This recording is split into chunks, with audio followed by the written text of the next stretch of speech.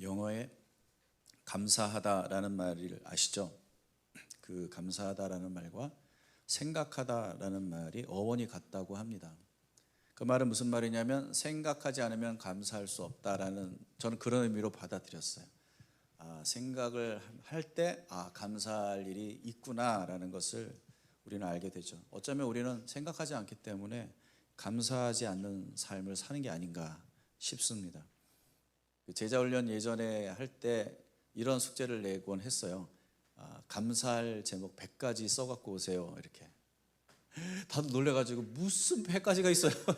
다들 이제 그렇게 얘기를 하는데, 근데 한 주 동안 고민하면서 써 오신 분들 중에 100가지 못 쓰신 분은 없더라고요. 더 많이 쓰면 썼지 모자르지는 않습니다. 왜 그래요? 생각하지 않으니까 우리가 찾지 못하는 겁니다.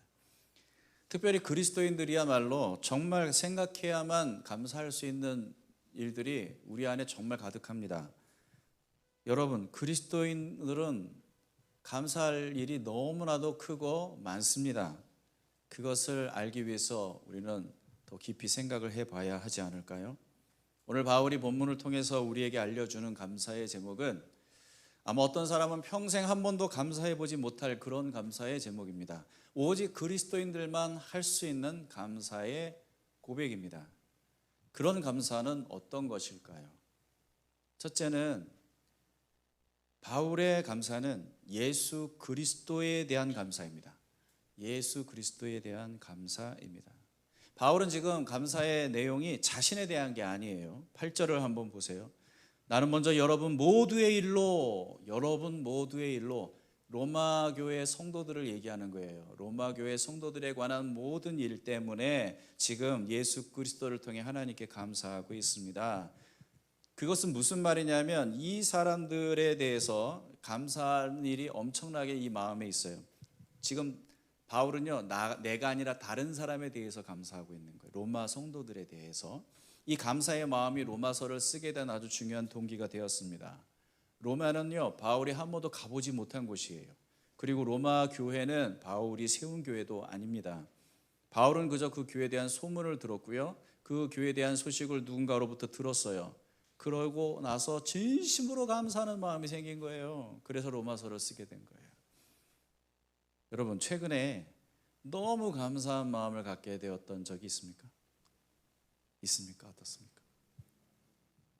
옆 사람이 물어보세요. 있습니까? 이렇게 물어보세요. 뭐가 그렇게 감사했습니까? 네? 뭐야? 근데 여러분, 그 감사의 내용 중에 내 일이 아니고 남 일이었던 거 있습니까? 다른 사람의 일인데 내가 진심으로 감사해 봤던 적 있습니까?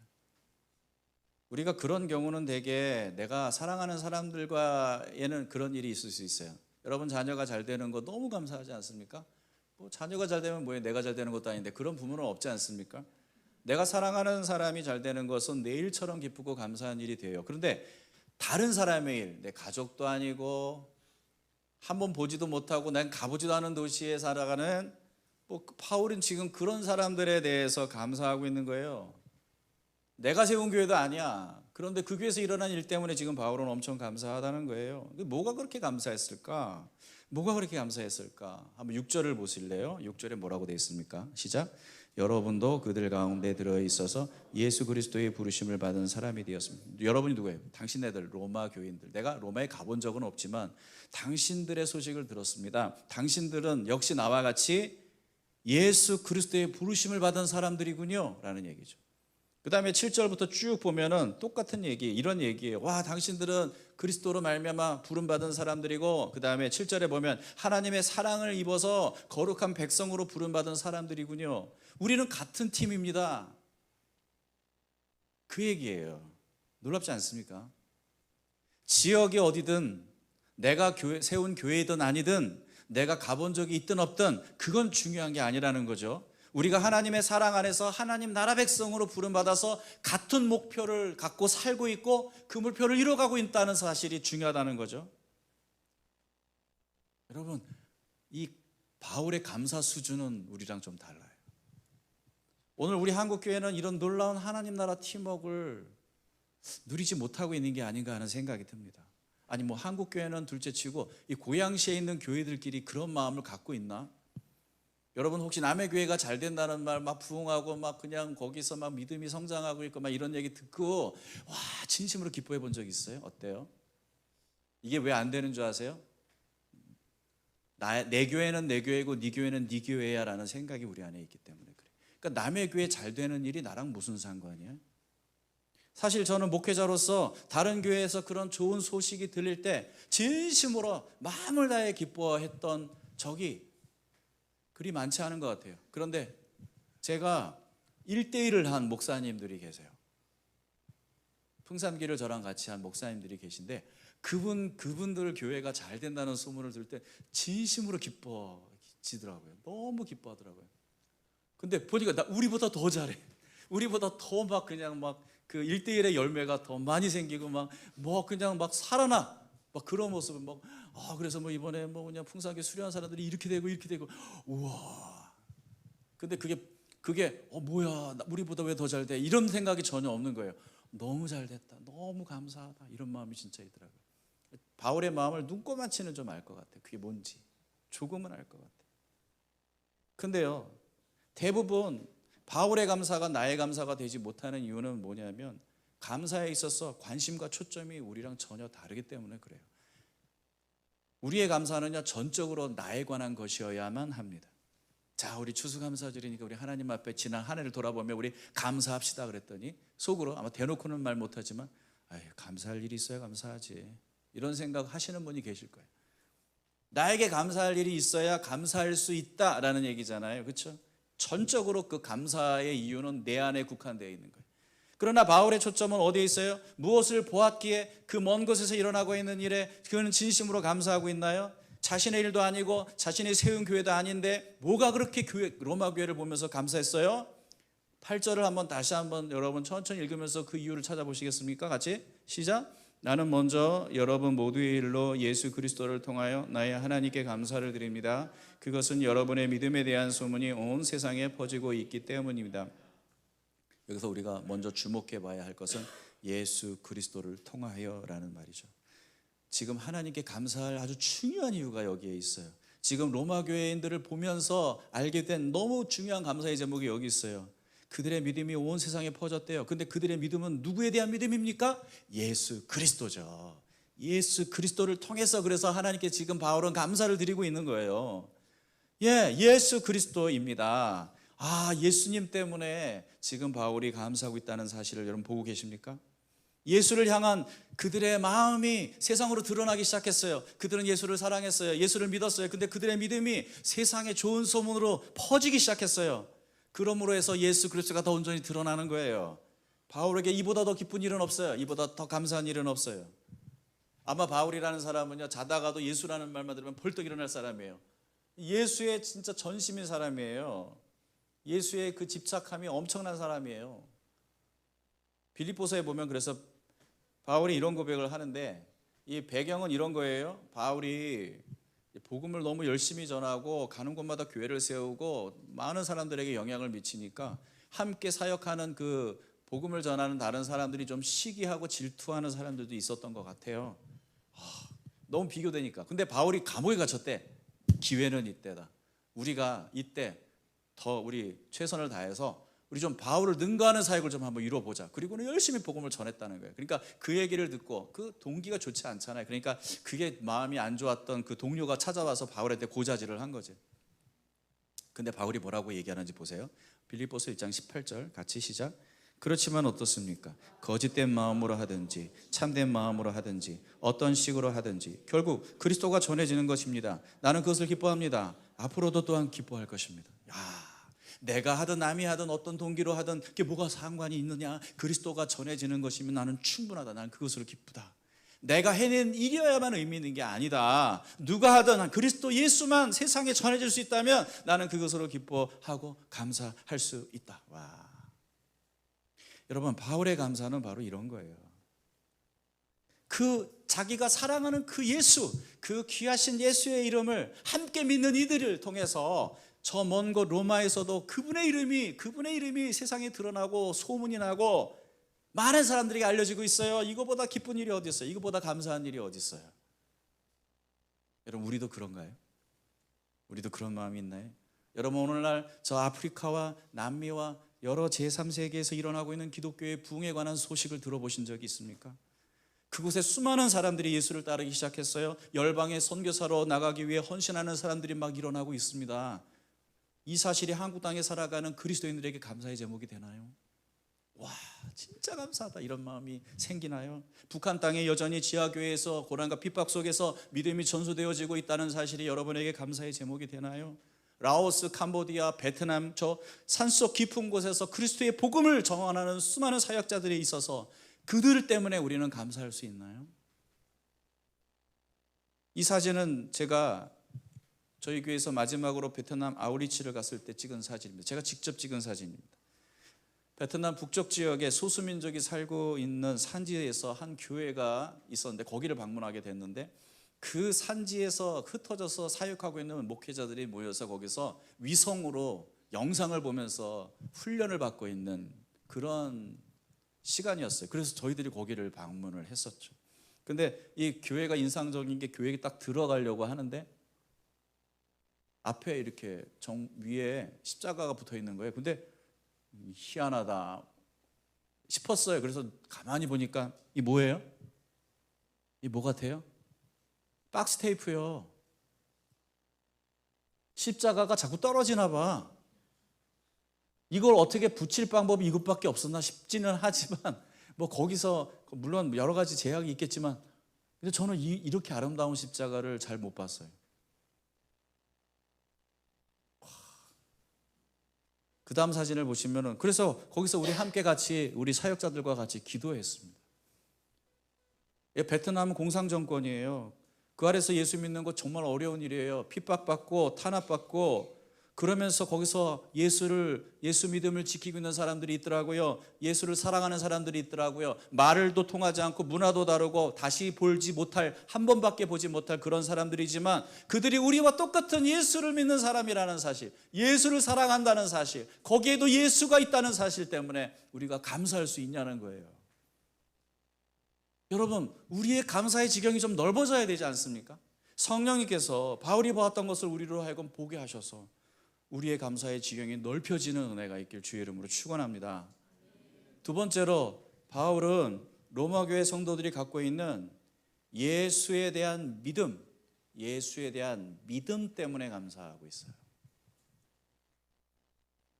그들의 믿음은 다른 무엇도 아닌 예수님에 대한 믿음이에요. 하나님이 내게 복 주신다는 믿음이 아니에요. 죽어서 천국 갈 수 있다는 믿음이 아니에요. 그들이 믿는 믿음은 예수님이 하신 일과 그분이 누구신지에 대한 믿음이더라고요. 그게 2절에서 4절에 나와요. 같이 한번 이 4절 한번 읽어보겠습니다. 시작.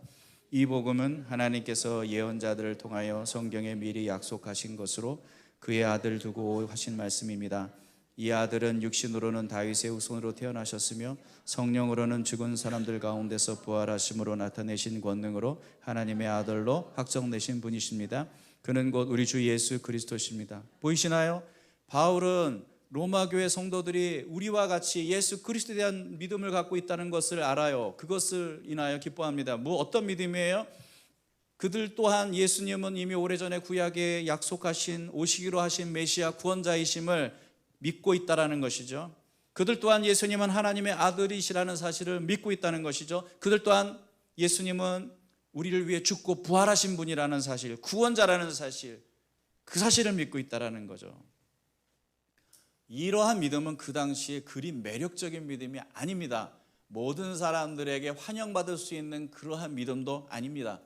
사람을 신이라고 한다고? 사람이 우리 죄를 위해 죽었는데 다시 살아났어? 그걸 믿으라고? 사람들은 그리스도인들을 조롱하고 비웃고 핍박했습니다. 예수를 믿기로 한 순간서부터 그들의 삶은 쉽지 않게 되는 겁니다.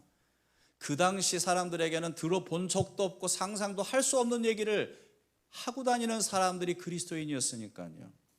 오늘도 마찬가지지 않습니까? 오늘 우리가 복음을 전하면 사람들이 야, 그거 진짜 말되네, 믿을만하네, 그렇게 말하는 사람이 있던가요? 물론 그런 일도 있습니다, 종종. 그러나 대부분 많은 사람들이 복음을 받아들일 때는, 예수를 믿게 될 때는 진짜 말돼서 예수 믿는 게 아니에요. 저는 그런 생각을 예전에 해봤는데 여러분 어떠세요? 좀 더 사람들에게 설득력 있게 복음을 전할 수 있는 방법은 없나? 꼭 이렇게 얘기해야 되나? 예수님이 좀 위대한 역사적 인물이고 위대한 철학자고 우리에게 영적인 어떠한 해안을 가져다 주시는 지도자고 뭐 이런 사람 훌륭한 인물이라고, 그래서 우리가 그분의 말을 좀 귀를 기울여야 된다, 이렇게 말하면 안 되나? 예수님이라는 인간은 신이다, 이렇게 얘기를 하면은 이게 마음이 확 다칠 것 같은 느낌 들지 않으세요? 막 남자 없이 여자가 임신해서 아이를 낳았다, 이런 말 있잖아요. 신이 인간이 됐다, 뭐 그 인간이 우리 죄를 대신해 죽었다, 그 한 사람의 죽음이 우리 모든 인류의 죄를 용서받을 수 있는 그런 놀라운 기회가 됐다, 뭐 이런 얘기. 와, 이걸 듣고 어떻게 사람들이 아멘, 말돼요 이러면서 예수를 믿을까? 전도에 미련한 것으로 하나님은 우리를 구원하기를 기뻐하신다는데요. 저는 다시 한번 생각해봐도 우리가 예수를 믿고 있는 건 진짜 감사할 일인 것 같아요. 왜냐하면 이건 그냥 그렇게 믿어질 일이 아니거든요. 여러분, 예수를 믿는다는 건 이건 기적에 가까운 일입니다. 왜냐하면 하나님이 계신 걸 믿어야 되거든요. 하나님이 우리를 사랑하신다는 걸 믿어야 되고, 우리가 죄인이라는 걸 믿어야 되고, 그런 죄인을 구원하시기 위해서 하나님이 어떤 일을 하셨는지를 믿어야 되거든요. 이건 세계관이 바뀌는 일이에요. 그렇다고 해서 기독교가 비합리적이고 비과학적이다, 저는 그런 말을 하려는 게 아닙니다. 여러분, 과학적으로 이성적으로 사는 사람들은 무신론이고, 그런 비이성적이고 비과학적인 그러한 신비주의에 사로잡힌 사람만 예수를 믿는다, 여러분 그건 말이 안 되는 얘기예요. 둘 다예요. 무신론이든 유신론이든 둘 다 믿음에 관한 얘기예요. 세계관의 문제지 절대 더 합리적이고 이성적인 게 무신론이다, 여러분 그런 얘기는 우리가 할 수 없습니다. 왜냐하면 제가 여러 번 얘기했지만, 여러분 생각해 보세요. 한번 냉철하게 여러분 생각해 보세요. 과학자들이 얼마나 합리적으로 이 우주의 기원을 설명하고 우리의 존재의 기원을 설명하는지 여러분 들어보셨을 거예요. 간단하게 얘기하면 이거 아닙니까? 우주의 모든 것이 한 점에서 시작됐어요. 한 점에서. 한 점이 원래 있었는데 그게 뻥 터졌어요. 엄청나게 터져가지고 지금도 계속 터지고 있는 중이죠. 그걸 빅뱅이라고 하는데, 그 폭발 속에서 우주가 갑자기 만들어졌고 존재하는 모든 것이 나타날 수 있는 환경이 조성된 거예요. 그게 과학자들이 말하는 우주론이죠. 그 폭발은 계속 진행되는데 그게 무슨 뜻인지 아세요? 이 과학자들도 다 동의하는 얘기인데, 결국 그 폭발은 우주의 시작이 있다는 얘기고, 그러면 끝이 있다는 얘기예요. 시작이 있다는 건 끝이 있다는 얘기예요. 그렇죠? 그 끝은 어떤 것이냐? 이 폭발이 끝나면 모든 열이 사라지고 이 우주는 소멸해져요. 싸늘하게 식어서 소멸하게 된다. 이게 과학자들이 말하는 우주론이에요. 되게 합리적이죠. 과학적이죠. 여러분 만족할 만해요? 그러면 궁금한 건 이거예요. 그 폭발하기 전 뭐가 있었는데? 과학자들이 뭐라고 얘기할까요? 그걸 왜 물어? 몰라. 묻지 마. 이렇게 얘기한다고요. 모르죠. 그러면은 폭발했는지 어떻게 알아? 믿는 거예요. 모든 정황과 상황과 증거들을 보니까, 우리가 관찰할 수 있는 모든 자료들을, 데이터를 종합해 보니까 그럴 수밖에 없다라고 하는 것을 믿는 거예요. 그러니까 우리는 보지도 못했던 그 우주의 최초의 그 폭발을 믿는 거예요. 여러분, 어떻게 시작된지 몰라요. 기독교는 그 시작이 하나님이라고 말하고 있는 거고, 세상은 그 시작을 모른다고 말하는 거예요. 그래서 우리는 둘 중에 하나를 믿어야 되는 거라고. 결국 기독교적 창조론을 믿든지 무신론적인 우주론을 믿든지 더 과학적이고 더 합리적이어서 믿는 게 아니라 어떠한 세계관을 받아들일 것인가에 대한 문제라는 거예요. 하나님을 배제한 세계관을 받아들일 것이냐, 하나님을 전제한 세계관을 받아들일 것이냐, 알 수 없는 한 점의 폭발을 믿든지 모든 것의 시작이신 하나님을 믿든지 둘 중에 하나인 거예요. 믿음의 문제라고요, 그건. 그러나 사람이 자신의 세계관을 그렇게 바꾸는 게 쉽냐고. 어렵다고요. 그건 기적이라고요, 기적. 내가 나의 믿음을 바꾸고 세계에 대한 전제를 바꾼다는 건 이 세상이, 개인적으로 이 세상이 자신에게서 완전히 뒤집어지는 경험을 하는 거란 말이에요. 그런데 보세요. 우리는 하나님을 믿잖아요. 그 아들 예수 그리스도를 믿잖아요. 그분이 동정녀의 몸으로 이 땅에 오신 걸 믿잖아요. 우리의 죄를 대신하여 죽으시고 부활하신 걸 믿잖아요. 이걸 믿고 싶어서 믿냐고요. 무슨 말인지 이해는 할 수 있어요. 다 웬만해서는. 무슨 말인지는 알겠어. 그런데 그게 믿어지냐고요. 기적이에요. 이건 기적입니다. 여러분, 내가 예수 믿는다는 것에 대해서 감사해 보신 적 있습니까? 내가 예수를 믿다니, 내가 예수를 믿다니. 이거 기적이에요. 근데 더 놀라운 건 옆에 보세요. 이 또 있네. 나 같은 게 또 있, 나 같은 사람이 또 있네. 이 기적이에요. 근데 바울은 저 로마에도 있네. 난 한 번도 가보지도 못한 땅인데 거기에도 있네. 근데 그 사람들의 그 믿음이, 예수에 대한 믿음이 얼마나 아름답고 얼마나 온전한지 막 세상 사람들에게 막 소문이 나기 시작하는 거예요. 그게 안 기뻐요? 그게 감사하지 않아요? 옆 사람에게 이렇게 얘기해 주세요. 당신이 나의 감사의 제목이 됐으면 좋겠습니다.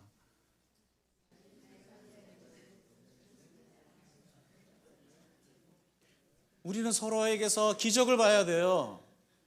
어떻게 저걸 믿지? 아니 어떻게 저렇게 살지? 아니 어떻게 저렇게 어려움을 이겨내지? 어떻게 저렇게 견고하게 하나님을 사랑할 수 있지? 기적을 봐야 된다고요. 기적을 봐야 돼요.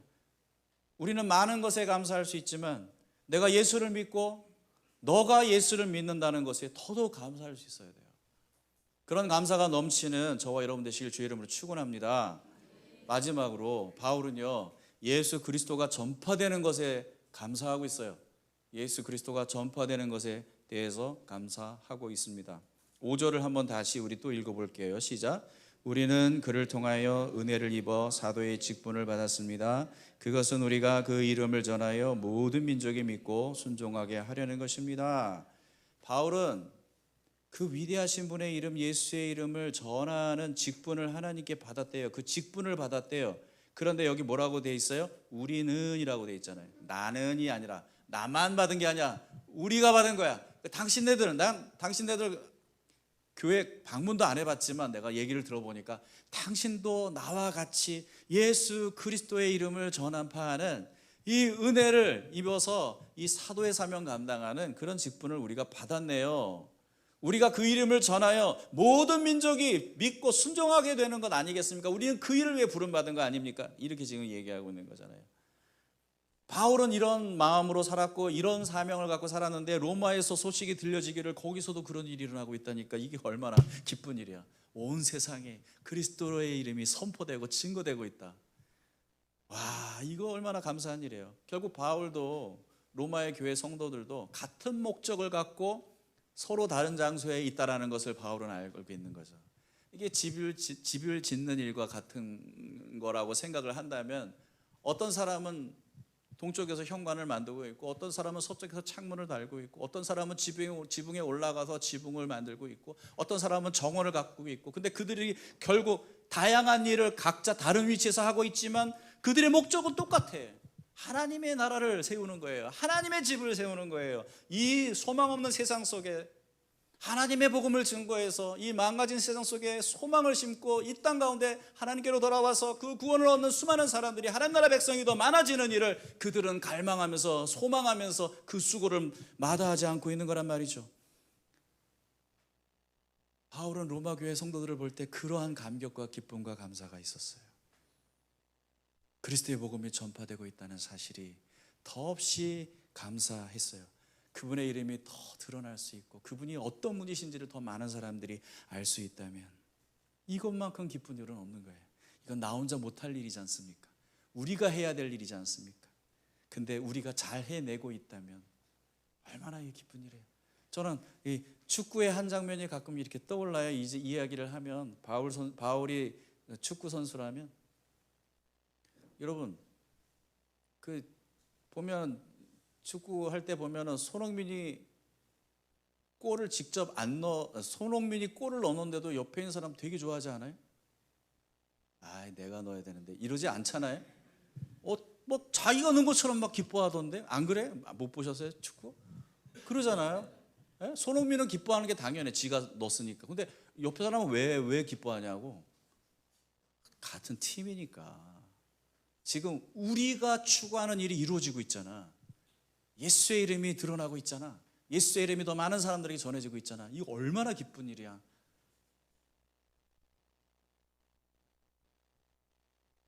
바울의 관심과 바울의 감사의 제목이 무엇인지를 우리는 분명히 알게 되죠.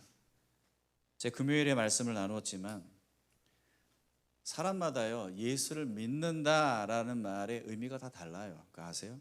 그 의미의 층이 달라요. 층이 다르다고. 층이 되게 두텁더라고요. 예수를 믿는다라는 말의 그 의미는 되게 두터운 층을 갖고 있어서 어떤 사람에게는 나 교회 나가 이라는 의미 정도일 수도 있고, 어떤 사람은 나 교회에서 좀 봉사 좀 하지 이라는 의미일 수도 있고, 내가 좀 꽤 다녔어 라는 의미일 수도 있고, 어떤 사람은 내가 요즘 기독교에 대해 관심이 많아서, 성경에 대해 관심이 많아서 지금 열심히 배우고 있어 라는, 훈련받고 있어 라는 의미로 얘기하기도 해요. 근데 어떤 사람에게 예수를 믿는다는 말은 그분이 내 전부셔, 나는 그분을 위해 헌신해, 내 삶은 그분의 것이야 라고 하는 고백까지도 할 수 있는 사람도 있다라는 거지. 결국 예수가 누구신지, 그분이 나를 위해 무슨 일을 하셨는지, 그리고 그분에 대해서 알면 알수록, 그리고 진심으로 그분을 받아들이고 믿게 되면 될수록 어떤 일이 일어나냐면 나의 관심과 초점이 나로부터 그분에게로 옮겨지는 거예요. 이걸 어떻게 하냐면 감사의 제목이 달라져요. 감사의 이유가 달라져요. 이게 바뀌니까, 초점이 바뀌니까 나의 관심이 나로부터 하나님께로, 예수께로 옮겨지면 감사의 이유가 달라진다고요. 사랑에 빠진 사람들은요, 여러분 해보셨는지, 해보셨겠죠. 해보셨다고 치고, 자, 사랑에 빠진 사람은 그 대상이 점점 자신의 삶에서 점점 커지는 걸 느껴요. 점점 나를 잊게 돼요. 대상이 더 또렷해지고 대상이 더 선명해지고 초점이 거기에 맺히니까 그분이, 그 대상이 중요해지기 때문에 자꾸 나를 잊어버려요. 깜빡깜빡 잊어버려요. 네? 그런 경험 해보신 적 있어요? 자꾸 내가 내 주머니에 돈이 없다는 걸 자꾸 잊어버려요. 그래서 막 내가 살게 막 이러면서 나중에 막 돈이 없어가지고 막 그냥 쩔쩔매고, 내가 바래다 줄게. 그리고 근데 생각해보니까 너무 모른 거야. 그런데도 내가 힘든 거 잊어버려요. 내가 돈 없는 거 잊어버려요. 내가 불편한 거 잊어버려요. 상대방을 위하여서, 상대방의 마음을 두고 그분이, 그 존재가 나에게 더 의미 있고 커질수록 자꾸 나를 잊어버려요. 꼭 마치 이런 거 아니에요? 여러분이 사진 찍을 때 한 대상에게 초점을 맞춰서 사진을 찍으면 뒤쪽에 있는 대상은 흐릿하게 나타나잖아요. 그렇죠?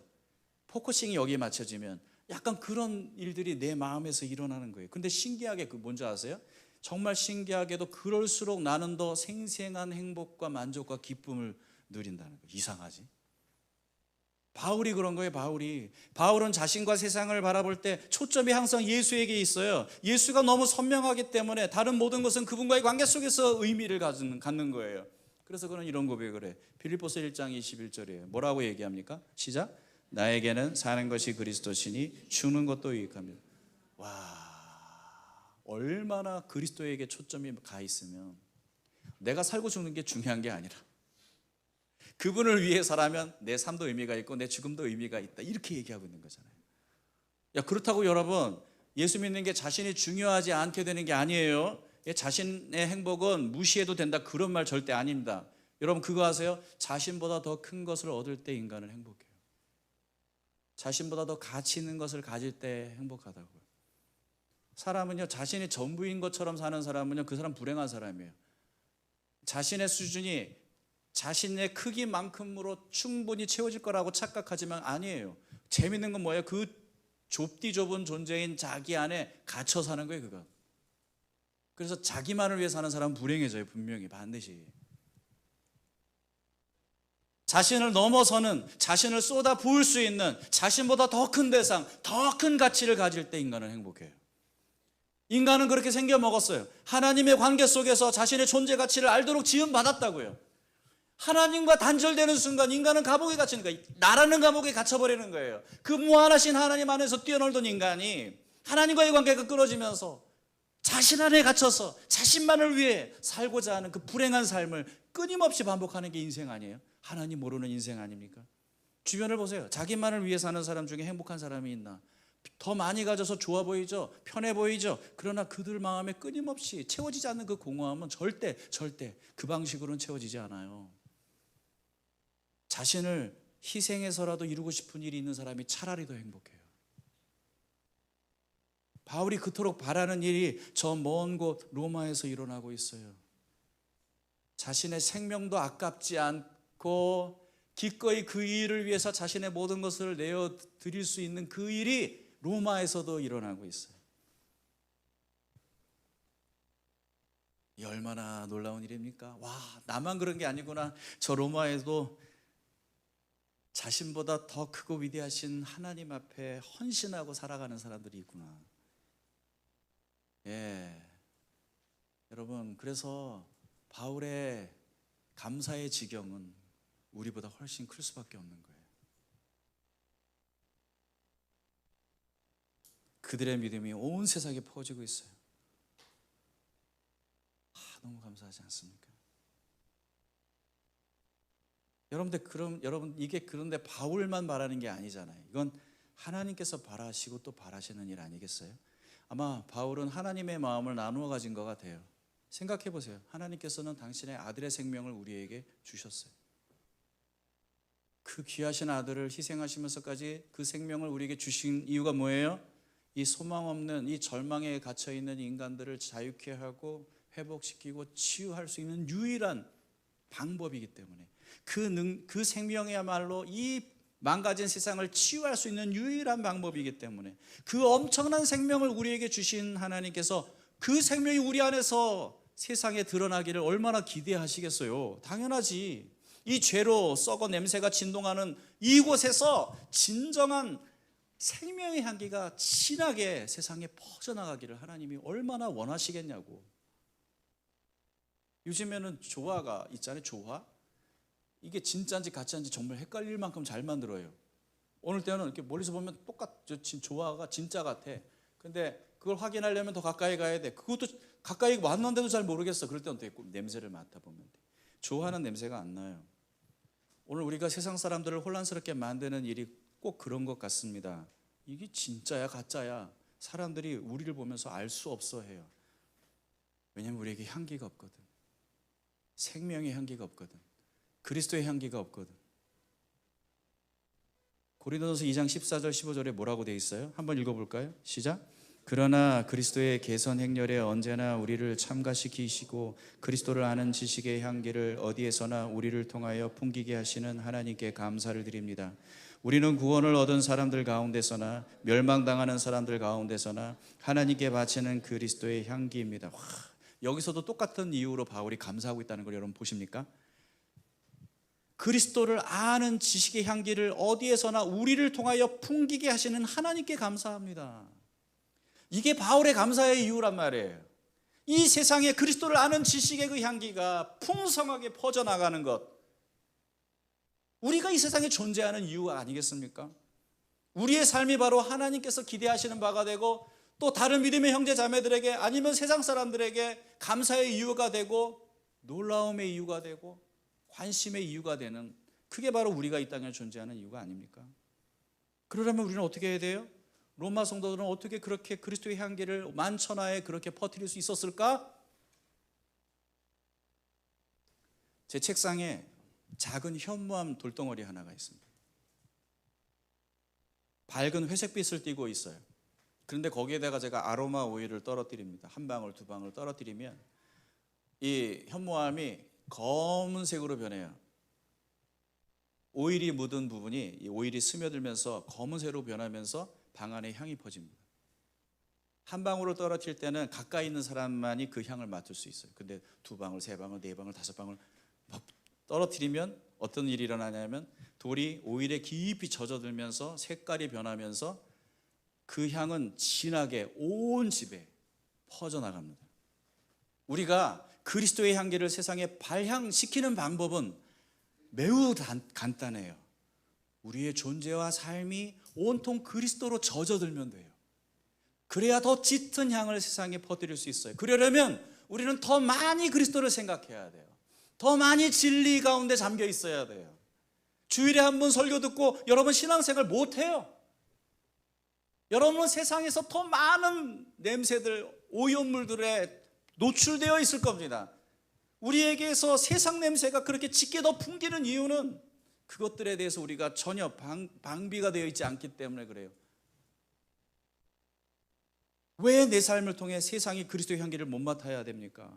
내가 그리스도인인데, 내가 믿는 신앙이 얼마나, 내가 믿는 믿음이, 내가 믿는 진리가 얼마나 대단한 것인데 왜 그들은 그것을 알아차리지 못합니까? 내 생각에, 내 마음에, 내 몸짓에 그 진리가 스며들어 있지 않기 때문에 그래요.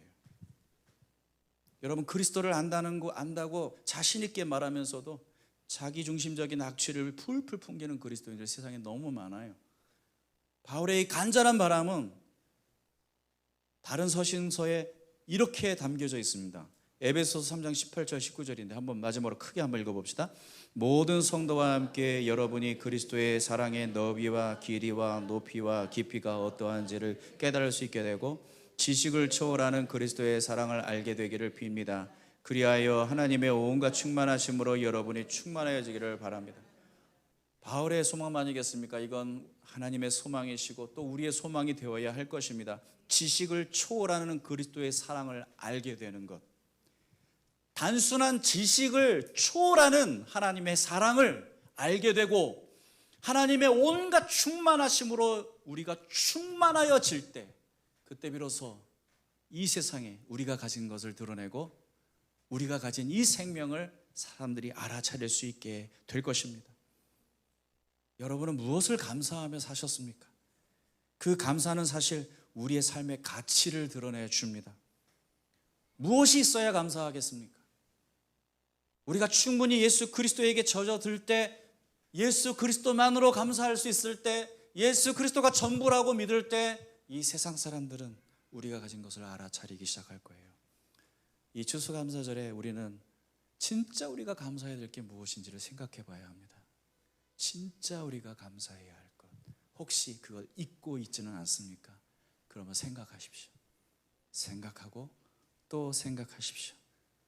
그래서 내 안에 하나님이 주신 그 생명에서 다시 한번 그 진한 생명의 향이 퍼져나올 수 있도록 오늘 이 추수감사절을 통해 감사의 제사를 하나님께 올려드리는 저와 여러분 되시길 주의 이름으로 축원합니다.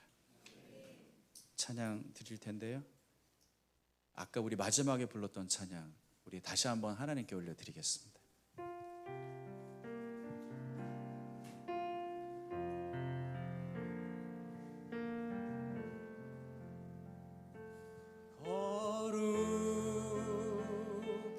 거룩하신 하나님 주께 감사드리세. 날 위해 이 땅에 오신 독생자 예수, 나의 맘과 뜻 다해 주를 사랑합니다. 날 위해 이 땅에 오신 독생자 예수, 내가 약할 때 강함주로 가난할 때 우리를 구역해 하신 나의 주, 감사. 내가 약할 때 강함주로 가난할 때 우리를 구역해 하신 나의 주, 감사.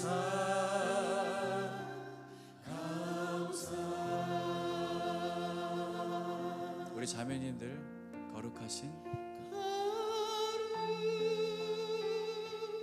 거룩하신 하나님 주께 감사드리세. 날 위해 이 땅에 오신 독생자 예수, 우리 형제님들 나의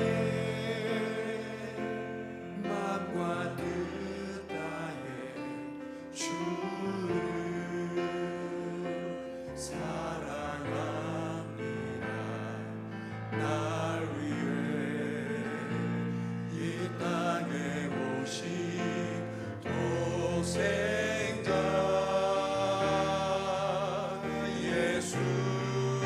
약할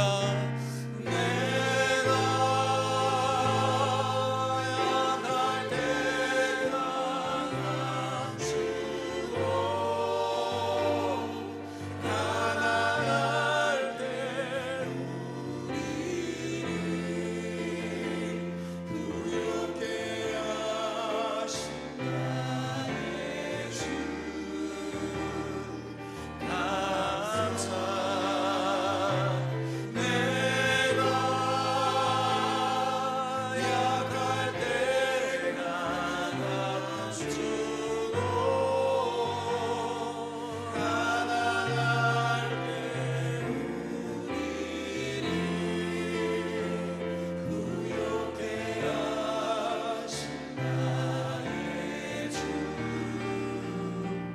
감사.